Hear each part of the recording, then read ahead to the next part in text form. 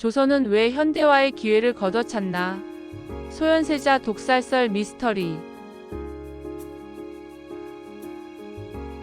단 한 번의 기회, 아버지가 죽였다.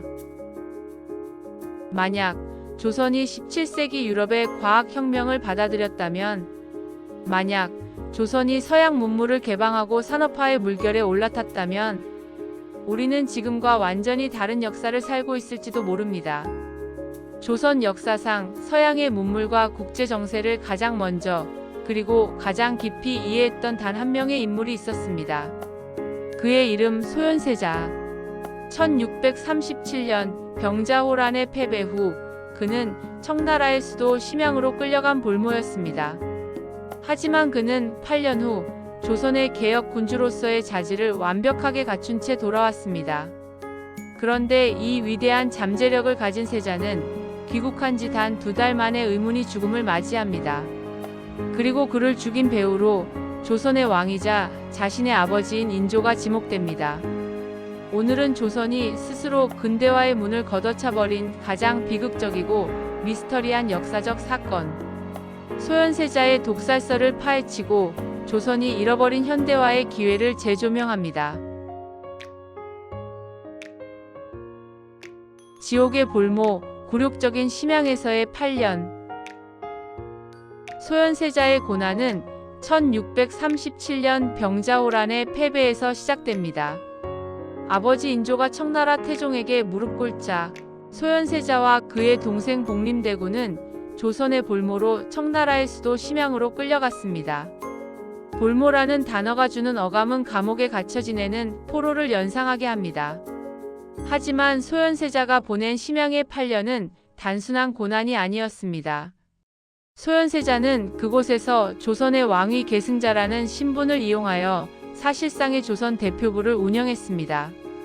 청나라에 잡혀간 조선 포로들을 구출하고 청나라 황실과 조선 조정 사이의 복잡한 외교 문제를 중재했습니다. 그는 조선의 특산품을 청나라에 팔고 그 수익으로 포로들의 몸값을 지불했습니다. 소현세자는 이 8년 동안 개방적인 무역과 외교가 국력이다라는 것을 몸소 깨달았습니다. 반면 이 모든 굴욕을 겪고 남한산성에 갇혀있던 인조는 아들이 청나라와 너무 친하게 지낸다는 보고를 받을 때마다 분노와 질투에 몸을 떨었습니다. 나는 청나라가 밉다. 그런데 내 아들은 청나라에 아부하고 있는 것 아닌가? 이때부터 아버지와 아들의 간극은 돌이킬 수 없이 벌어지기 시작했습니다. 아담샬 신부와 새로운 세계. 소현세자의 심양 생활이 특별했던 결정적인 이유. 그것은 청나라가 아닌 세계와 만났기 때문입니다. 1644년 청나라가 명나라를 멸망시키고 수도를 북경으로 옮기자 소현세자 역시 북경으로 이동했습니다.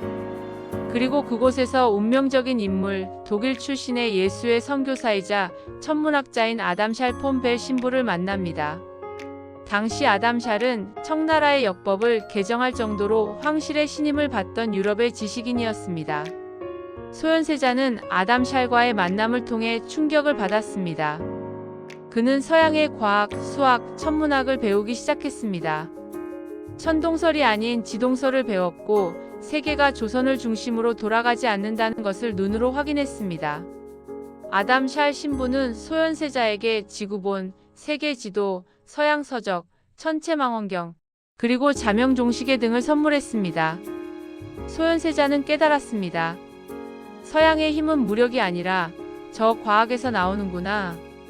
그는 이 서양 문물들을 조선으로 가져가 나라를 완전히 개혁해야겠다고 결심합니다.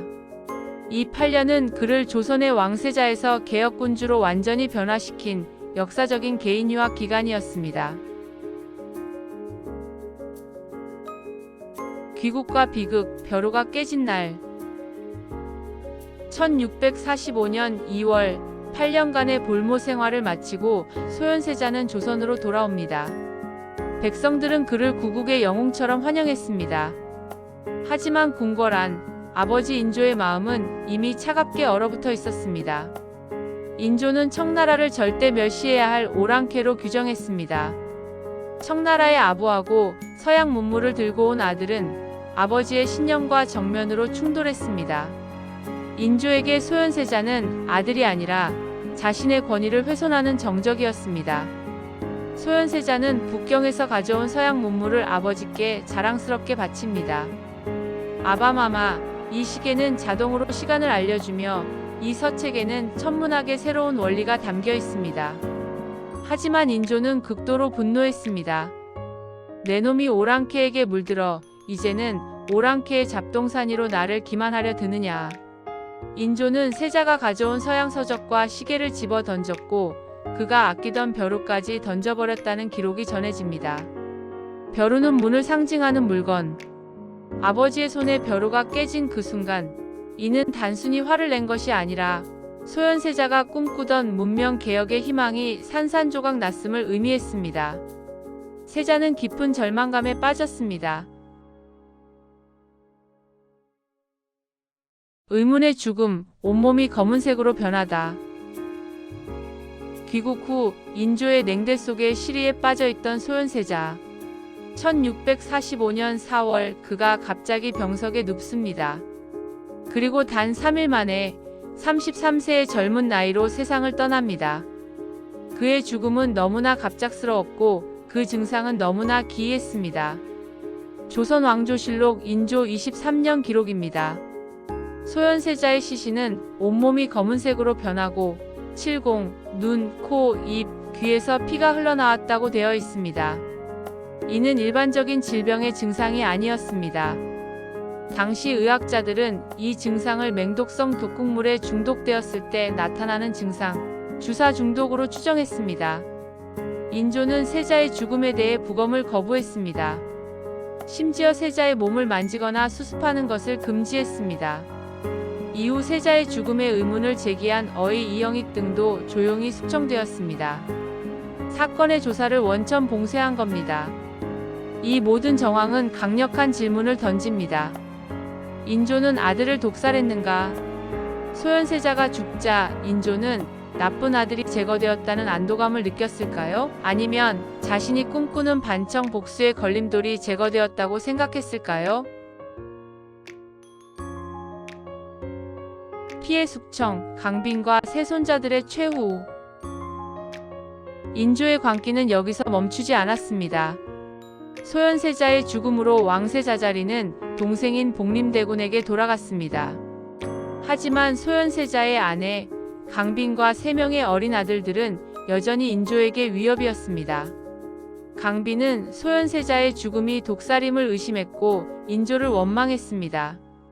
인조는 며느리 강빈에게 영모의 꼬리표를 붙입니다. 바로 자신이 먹는 밥에 독을 탔다는 혐의였습니다. 강빈의 친정 가문은 역적으로 몰려 멸문되었고 강빈은 옥에 갇혔습니다. 세종의 아내였던 소원왕후 민씨가 그랬듯 강빈 역시 억울함을 호소했지만 소용없었습니다. 결국 1646년 강빈은 사약을 받고 세상을 떠납니다. 가장 끔찍한 것은 소현세자의 세 아들이었습니다. 이들은 왕위 계승 서열 1, 2, 3위의 왕손들이었지만 인조는 이들을 역적의 자식으로 몰아 제주도로 유배 보냈고 유배지에서 병들거나 굶어 비참하게 죽게 만들었습니다. 소현세자의 개방 혈통은 그렇게 아버지의 손에 의해 씨가 말라버렸습니다. 잃어버린 100년의 대가. 소현세자가 죽고 그의 꿈은 사라졌습니다. 인조는 아들이 가져온 서양 서적과 문물을 모두 버리라고 명했습니다. 조선은 개방 대신 쇄국을, 과학 대신 성리학을, 국제 대신 반청 복수라는 낡은 이념을 선택했습니다. 그로부터 200년 뒤 소현세자가 보았던 그 서양 문물을 앞세운 서구 열강들이 조선의 문을 두드렸을 때 조선은 이미 그들과 싸울 기술도 그들을 이해할 지식도 없는 잠자는 왕국이 되어 있었습니다. 소현세자가 살았다면 그는 조선을 근대화시키고 일본보다 먼저 산업혁명의 물결에 올라타게 했을지도 모릅니다. 하지만 역사는 가장 유능한 아들을 죽이고 가장 비극적인 패배자가 된 아버지라는 아이러니를 기록했습니다. 소현세자의 의문의 죽음은 단순한 왕실 비극이 아니었습니다. 그것은 조선이 서양 문물을 받아들일 수 있었던 단 한 번의 기회를 왕의 질투와 낡은 신념이 걷어차 버린 잃어버린 100년의 서곡이었습니다.